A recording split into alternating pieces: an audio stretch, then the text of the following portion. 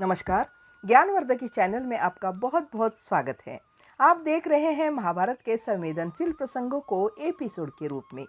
आपका सपोर्ट और स्नेह निरंतर मिल रहा है, इसके लिए आपको तहे दिल से धन्यवाद।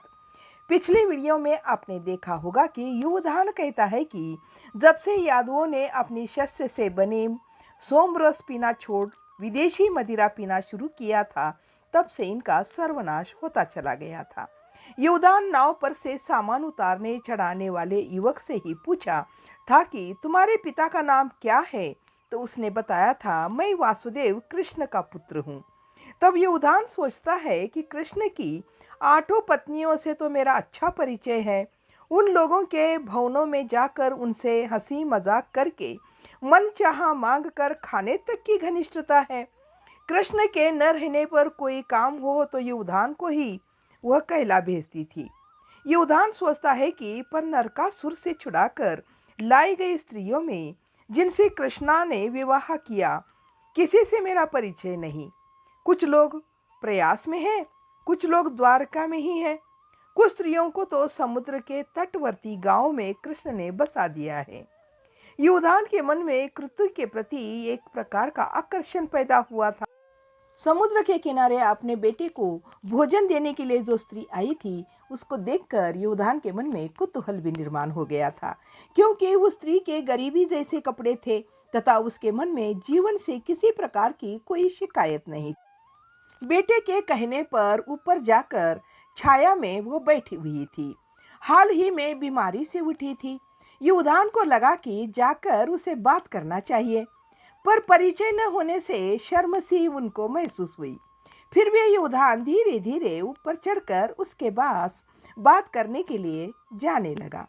वह पहली मंजिल पर बैठकर अपने बच्चे को दूध पिला रही थी। युवधान को देखकर वह स्त्री भय और सम्मान के मिश्रित भाव के साथ उठकर खड़ी हो गई। युवधान ने उसके तरफ देखकर कहा, बैठो, बैठी रहो, अभी अभी कृत से परिचय हुआ है। तुम्हें भी पहले कभी मैंने देखा नहीं था, पर क्या तुम मुझे जानती हो? वह स्त्री बोली, युवधान सात्विकी का परिचय अनर्थ देश में किसे नहीं। युवधान को उसका उत्तर सुनकर बड़ी प्रसन्नता हुई।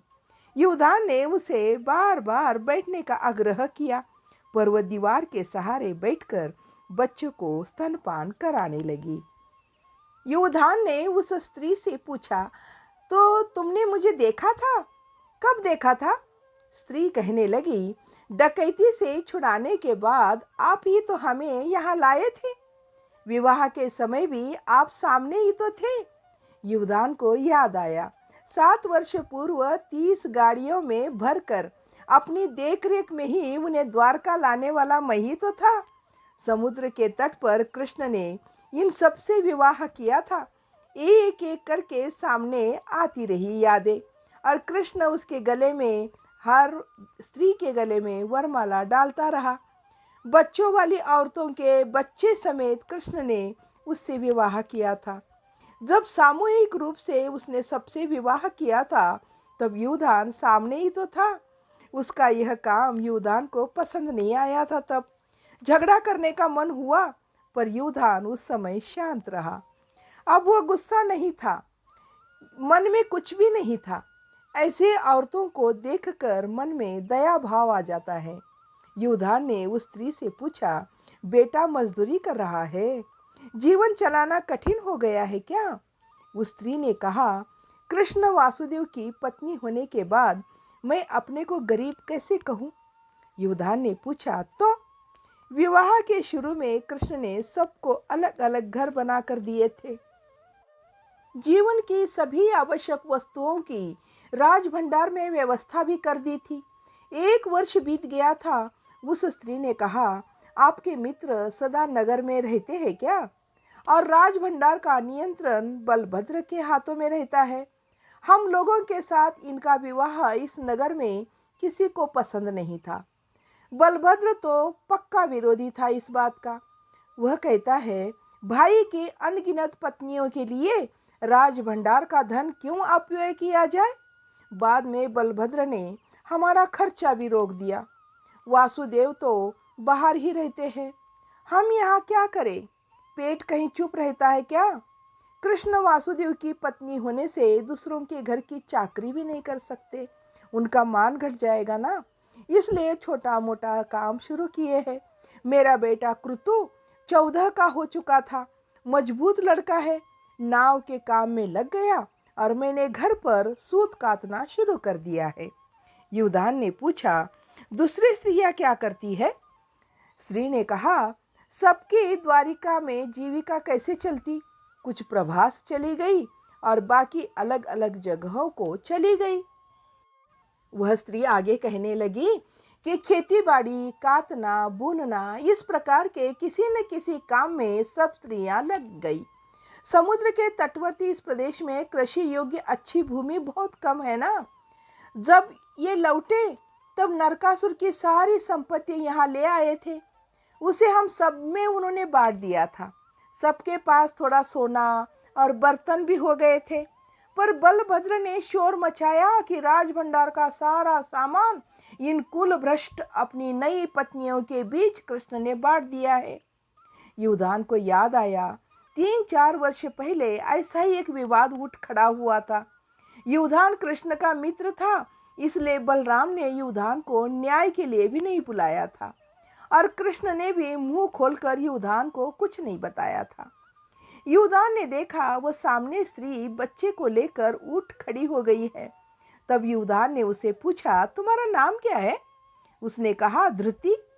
युवधान ने पूछा, किसने रखा ये नाम? उस स्त्री ने कहा, बच्चे का नाम कौन रखता है? माता पिता रखते हैं, दादा दादी, नाना नानी रखते हैं। युवधान ने फिर पूछा, कौन से प्रदेश की हो? उस स्त्री ने कहा, ओहो, हम सिंधु देश के हैं, कृषक घराने के हैं, वहाँ की भूमि बड़ी अच्छी है। युवधान पूछा, नरकासुर के दल के हाथ कैसे पड़ गई?